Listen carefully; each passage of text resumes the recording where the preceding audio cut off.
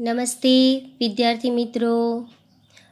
પ્રથમ સત્ર ધોરણ 9 એમાં સામાજિક વિજ્ઞાનમાં આપણે પ્રકરણ 13 જોઈશું. ભારતનું સ્થાન, ભૂસ્તરીય રચના અને ભૂપૃષ્ઠ 1. આપણે ભાગ 1માં ભારતનું સ્થાન, કદ અને વિસ્તાર વિશે જોઈ ગયા હતા. તેના ક્ષેત્રફળ વિશે જોઈ ગયા હતા અને તેનાથી મોટા 6 દેશો વિશે પણ આપણે ચર્ચા કરી હતી. આજે આપણે ભાગ 2માં ભારતનું વ્યૂહાત્મક સ્થાન અને ભારતના પડોશી દેશો વિશેની ચર્ચા કરીશું. આપણે આજે જોઈશું ભારતનું વ્યૂહાત્મક સ્થાન. એટલે કે ભારત છે એ પૂર્વ ગોળાર્ધમાં મોકાનું સ્થાન ધરાવે છે. એટલે કે એનું વ્યૂહાત્મક મહત્ત્વ વિશેષ છે, કારણ કે પ્રાચીન કાળથી જ આપણા ભારતના અન્ય દેશ સાથેના સંબંધો વિકસાવવામાં સમુદ્રોએ મહત્ત્વનું યોગદાન આપેલું છે. કારણ કે ભારતની દક્ષિણમાં હિન્દ મહાસાગર છે, એની પશ્ચિમમાં અરબ સાગર છે અને પૂર્વમાં બંગાળાની ખાડી આવેલી છે. એટલે સમુદ્રો દ્વારા ભારત એ અન્ય દેશ સાથેના સંબંધો વિકસાવવામાં બહુ આગળ પડતો જ છે. અને એનું પૂર્વ ગોળાર્ધમાં મોકાનું સ્થાન કેમ છે? કારણ કે હિન્દ મહાસાગરના શીર્ષસ્થ સ્થાને ભારત આવેલું છે. શીર્ષસ્થ એટલે માથાના ભાગ પર, ઉપરના ભાગ પર ભારત આવેલું છે.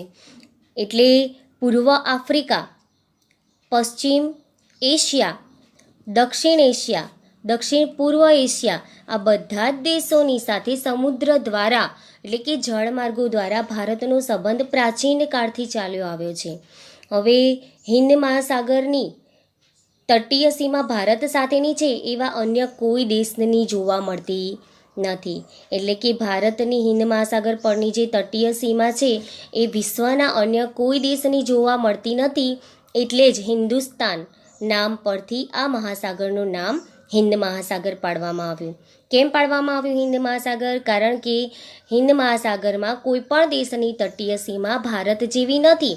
એટલે ભારત એટલે કે હિન્દુસ્તાન પરથી હિન્દ મહાસાગર નામ પાડવામાં આવ્યું છે. ત્યારબાદ જોઈશું સુએઝ નહેર. તો આ છે સુએઝ નહેર. સુએઝ નહેર શરૂ થવાથી ભારત અને યુરોપ વચ્ચેનું જે અંતર હતું તે ઘટી ગયું છે. 7,000 કિલોમીટર જેટલું અંતર ઘટી ગયું છે. સુએઝ નહેર વિશે જોઈએ તો એ ઇજિપ્તમાંથી પસાર થાય છે અને માનવ નિર્મિત છે. એટલે કે કુદરતી નથી, માનવોએ બનાવેલી આ નહેર છે જે 2 સમુદ્રને જોડે છે, એક રાતો સમુદ્ર અને એક ભૂમધ્ય સમુદ્ર. આ નહેરને 1869માં ઇજિપ્તમાં ખુલ્લી મૂકવામાં આવી હતી. અને આ નહેરનો મુખ્ય ઉદ્દેશ્ય શું હતો? તો યુરોપ અને એશિયા વચ્ચેના દેશોને આફ્રિકાનું ચક્કર લગાવ્યા વગર પરિવહન કરવાનો.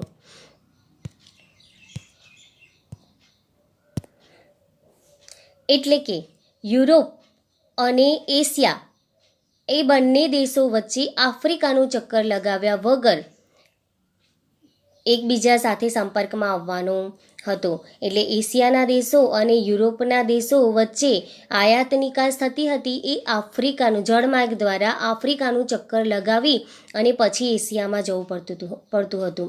પણ સુએઝ નહેર બનવાથી આફ્રિકા અને એશિયાની વચ્ચે ઇજિપ્તમાં સુએઝ નહેર બનવાના કારણે ભારત અને યુરોપ વચ્ચેનું જે અંતર હતું એ 7,000 કિલોમીટર જેટલું ઘટી ગયું હતું અને આ એનો મુખ્ય ઉદ્દેશ્ય હતો. હવે જોઈશું ભારતમાં પૂર્વ તથા દક્ષિણ પૂર્વ એશિયા. પૂર્વ તથા દક્ષિણ પૂર્વ એશિયા અને ઓસ્ટ્રેલિયાથી આફ્રિકા તથા યુરોપ, આ બધા જ જે જળમાર્ગો છે એ હિન્દ મહાસાગર થઈને પસાર થાય છે. એટલે કે ભારત પર થઈને પસાર થાય છે. દક્ષિણ આફ્રિકાથી જે આવતો જળમાર્ગ છે એ ભારતમાં મુંબઈમાં મળે છે. ઇજિપ્તની સુએઝ નહેર છે એ પણ મુંબઈમાં મળે છે.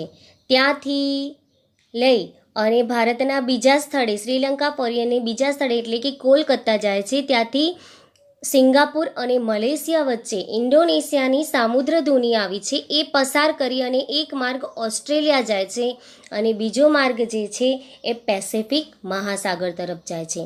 એટલે કે આફ્રિકા થઈને આવતો જે જળમાર્ગ છે અને સુએઝ જળમાર્ગ છે એ બંને ભારત પાસેથી પસાર થાય છે અને એ જ માર્ગ દ્વારા ઇન્ડોનેશિયાની મલાક્કાની સામુદ્રધુની થઈ અને પેસિફિક મહાસાગર થઈ અને કેનેડા અને યુએસ સુધી પહોંચી શકાય છે.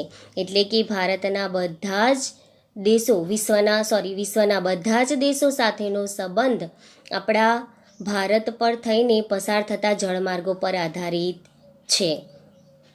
આ જ પ્રમાણે આપણે જોઈએ છીએ કે આપણા ઉપનિષદના વિચારો, રામાયણ, પંચતંત્રની વાર્તાઓ, ચિકિત્સા પદ્ધતિઓ, ભારતની અંક અને દશાંશ પદ્ધતિ, આ બધાનો વિકાસ ભારતમાં થયેલો છે, એનો ઉદ્ભવ ભારતમાં થયેલો છે, પણ તે વિશ્વના અન્ય દેશોમાં સરળતાથી પહોંચી શક્યો છે. કેમ? કારણ કે આ જળમાર્ગો દ્વારા અન્ય દેશ સાથે એકબીજાના સંપર્કમાં લોકો આવ્યા અને આ બધા જ વિચારો એકબીજા સુધી પહોંચ્યા માટે. હવે જોઈશું આપણે ભારતના રાજ્યો અને એના કેન્દ્ર શાસિત પ્રદેશો.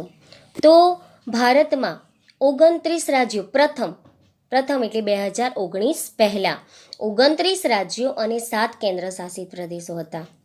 આપણને ખબર છે કે દિલ્હી એ ભારતની રાજધાની છે. હવે 2014 હતી એ પહેલાં આપણા 28 રાજ્યો હતા, પણ જૂન 2014 પછી 29 રાજ્યો થઈ ગયા. એટલે 2 જૂન 2014ના રોજ તેલંગાણા તેના માતૃ રાજ્ય આંધ્રપ્રદેશમાંથી નવું રાજ્ય બન્યું છે.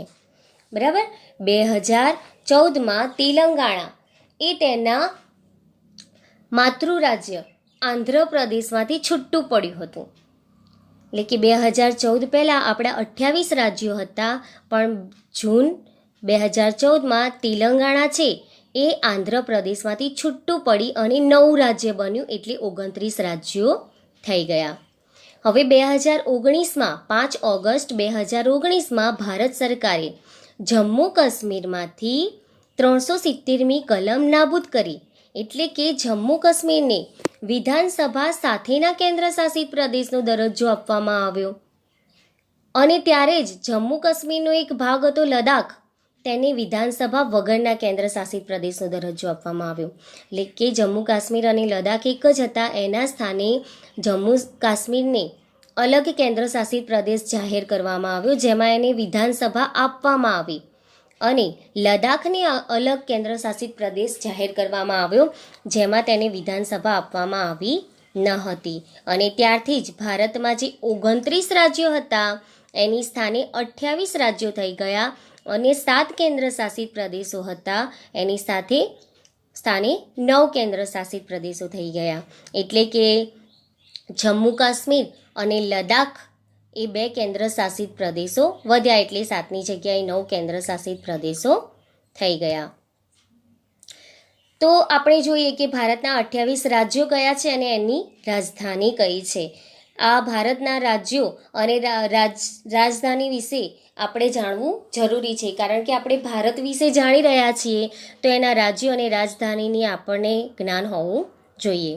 અરુણાચલ પ્રદેશની રાજધાની છે ઈટાનગર, અસમની દિસપુર, આંધ્રપ્રદેશ હૈદરાબાદ, બિહાર પટના, છત્તીસગઢ રાયપુર, ગોવા પણજી, ગુજરાત ગાંધીનગર, હરિયાણા ચંદીગઢ, હિમાચલ પ્રદેશ શિમલા, ઝારખંડ રાંચી, કર્ણાટક બેંગ્લોર, કેરળ તિરુવનંતપુરમ, મધ્યપ્રદેશ ભોપાલ, મહારાષ્ટ્ર મુંબઈ, મણિપુર ઇમ્ફાલ, મેઘાલય શિલોંગ, નાગાલેન્ડ કોહિમા,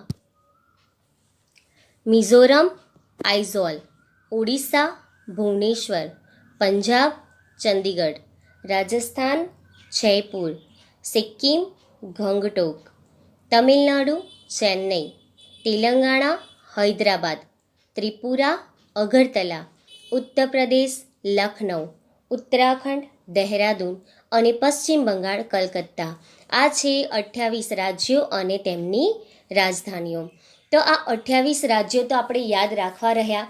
તો આ 28 રાજ્યો યાદ રાખવા માટે તુલસીદાસનો એક દોહો છે, જે દોહો યાદ રાખવાથી તમને 28 રાજ્યોના નામ યાદ રહી જશે. તો દોહો છે રામ નામ જપતે અત્રિ મત ગુસિયાઉ પંક મેં ઉગો હમી અહીં કે છવી જાઉં. આ દોહા દ્વારા તમે 28 રાજ્યોના નામ યાદ રાખી શકો છો, કારણ કે આ દોહામાં 28 રાજ્યો સમાયેલા છે. ફરીથી આપણે જોઈશું. રામ નામ જપતે અત્રિ મત ગુસિયાઉ પંક મેં ઉગો હમી અહીં કે છવી જાઉં. તો આ દોહો યાદ રાખવાથી આપણને 28 રાજ્યોના નામ યાદ રહી જશે. હવે જોઈશું આપણે ભારતના 9 કેન્દ્રશાસિત પ્રદેશો. તો કેન્દ્રશાસિત પ્રદેશોને પણ યાદ રાખવા પડે, અને એ યાદ રાખવા માટે પણ એક ટ્રીક આપવામાં આવેલી છે, જેનાથી આપણને 9 કેન્દ્રશાસિત પ્રદેશોના નામ યાદ રહી જશે, જે છે દાદી જલ્દી લંચ આપો. દા એટલે દાદરા નગર હવેલી, દી તો દીવ દમણ, જમ્મુ કાશ્મીર, લદ્દાખ, દિલ્હી, લક્ષદ્વીપ, ચંદીગઢ, અંદમાન નિકોબાર અને પોંડિચેરી. આ 9 કેન્દ્ર શાસિત પ્રદેશો યાદ રાખવા માટેની શોર્ટકટ કી છે. હવે આપણે જોઈશું ભારતના પડોશી દેશો. તો આ પડોશી દેશો કયા કયા છે એને પણ યાદ રાખવા પડે, તો એના માટે પણ એક શોર્ટકટ કી છે, જે સરળતાથી તમને આ ભારતના પડોશી દેશો યાદ રહી જશે, અને એ છે 55 મેં MBA. એટલે કે બ તો બાંગ્લાદેશ, ચીન, પાકિસ્તાન, નેપાલ, સાયલેન્ટ છે, અને મ્યાનમાર, ભૂતાન, અફઘાનિસ્તાન. બરાબર. તો આ શોર્ટકટ કી દ્વારા આપણે ભારતના પડોશી દેશો પણ યાદ રાખી શકીએ છીએ.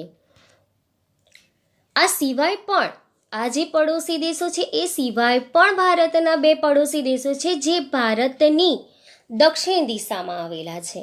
બરાબર. જેમાં એક છે શ્રીલંકા અને બીજું છે માલદીવ. તો શ્રીલંકા અને માલદીવ પણ ભારતની પાસે આવેલા છે, પણ સમુદ્ર વચ્ચે, ભારત અને એમની વચ્ચે સમુદ્ર આવેલો છે. બરાબર. જમીન સીમા અડેલી નથી. તો આ પણ 2 પડોશી દેશો છે દક્ષિણમાં, ભારતની દક્ષિણમાં શ્રીલંકા અને માલદીવ. જે ભારત અને શ્રીલંકા એ બંને જે દેશો છે એમની વચ્ચે પાલ્કની સામુદ્રધુની આવેલી છે અને મન્નારનો અખાત આવેલો છે, અને આ દ્વારા પાલ્કની સામુદ્રધુની અને મન્નારના અખાત દ્વારા આ બંને દેશો અલગ પડતા જોવા મળે છે. સામુદ્રધુની એટલે શું? તો પાણીનો એવો સાંકડો પ્રવાહ જે 2 ભૂમિભાગોને અલગ પાડે છે તેને સામુદ્રધુની કહેવામાં આવે છે. એટલે કે ભારત અને શ્રીલંકા વચ્ચેની જે પાલ્કની સામુદ્રધુની છે એ પાણીનો સાંકડો પ્રવાહ બંને વચ્ચેથી પસાર થાય છે, જે ભારતની ભૂમિને અને શ્રીલંકાની ભૂમિ એ 2 ભૂમિભાગને અલગ પાડે છે અને સામુદ્રધુની કહેવામાં આવે છે. આ સિવાય પણ ભારતની આજુબાજુ લક્ષદ્વીપ ટાપુઓ, અરબ સાગરમાં લક્ષદ્વીપ ટાપુઓ આવેલા છે, અને બંગાળાની ખાડીમાં અંદમાન નિકોબારના ટાપુઓ પણ આવેલા છે. એટલે કે ભારતની જમીન સીમા પર જે દેશો આવેલા છે એના પડોશી દેશો છે, અને દરિયાઈ સીમા પર એટલે કે દક્ષિણમાં શ્રીલંકા અને માલદીવ છે, અરબ સાગરમાં લક્ષદ્વીપ છે, અને બંગાળાની ખાડીમાં અંદમાન નિકોબાર ટાપુઓ આવેલા છે, જે ભારતની નજીક આવેલા છે. હવે આ વાત નોંધ લેવા જેવી છે કે ભારતનો જે દક્ષિણતમ છેડો હતો, દક્ષિણ છેડો જે હિન્દ મહાસાગર પર છે, તો એ દક્ષિણ છેડો 2000 ઇન્દિરા પોઈન્ટ કહેવામાં આવે છે. એ 2004માં સુનામી આવી હતી, તેમાં જળમગ્ન થઈ ગયો હતો, એટલે કે ડૂબી ગયો હતો. 2004માં આવેલી સુનામીમાં આપણો ભારતનો દક્ષિણતમ છેડો એટલે કે ઇન્દિરા પોઈન્ટ જળમગ્ન થઈ ગયો હતો. આ સાથે જ અંદમાન નિકોબાર છે તેના ઘણા બધા ટાપુઓ પણ એ જ સુનામીમાં જળમગ્ન થઈ ગયા હતા. તો આજે આપણે ભારતનું વ્યૂહાત્મક સ્થાન અને એના પડોશી દેશો વિશે ચર્ચા કરી. આગળની જે ચર્ચા છે એ આપણે આગળના વિડીયોમાં હવે જોઈશું.